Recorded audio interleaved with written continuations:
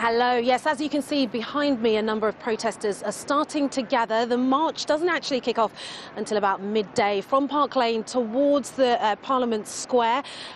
The organisers have told us that they have managed to gather people in clusters, so effectively students, communities from the LGBTQ community will be marching, but also, as well as that, we have got groups that represent the NHS, and we're joined now by Dr. Mike Galsworthy, who is the director of NHS Against Brexit. Now, Dr. Mike, why did you decide to be part of today's march? Well, we've been campaigning against Brexit from the NHS and health community because Brexit is attacking the NHS from all angles. Our government is burning up money on civil servants and customs officers and throwing billions at Brexit instead of our nurses and doctors. So it's a bonfire of money. And then with staffing, we are chasing off EU nurses. They used to provide all the growth in our nursing staff from 2013 to 2016. Now they're leaving, and leaving our NHS overstretched. And then also we're stockpiling medicines because our medicine supplies are being jeopardised. And then on top of that, what's the first thing that's going to happen if we do Brexit?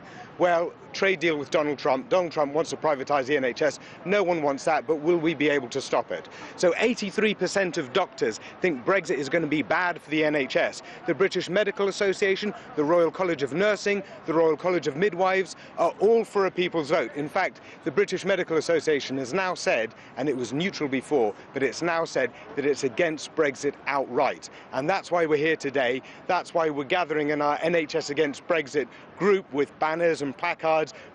British Medical Association, British Medical Journal, National Health Action Party, we're all congregating because we absolutely need a people's vote with the option to ditch Brexit entirely. If the people no longer want it, then let's just ditch it because the pain is absolutely all there, but there's no gain coming along. But you've joined by your sons. Yep. Why did you feel it necessary to bring them? Or did they come by choice?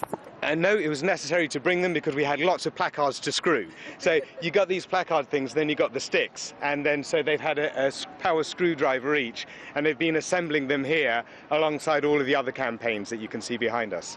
So you don't feel like they should be made aware this is their future effectively?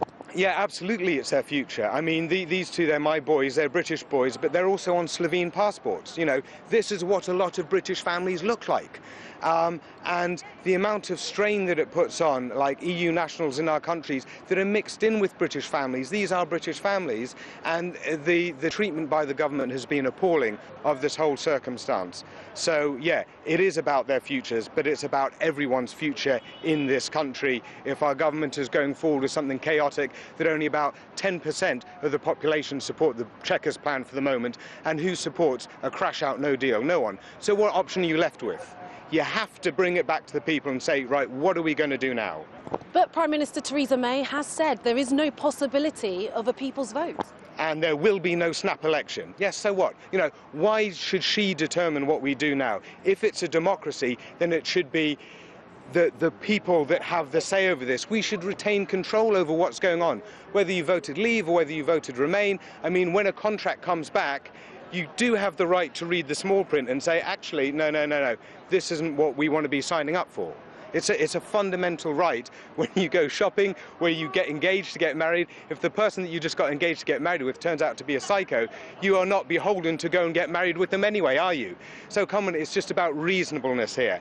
If there is going to be a plan for leaving, let's see it, let's sign off on it, or let's ditch it.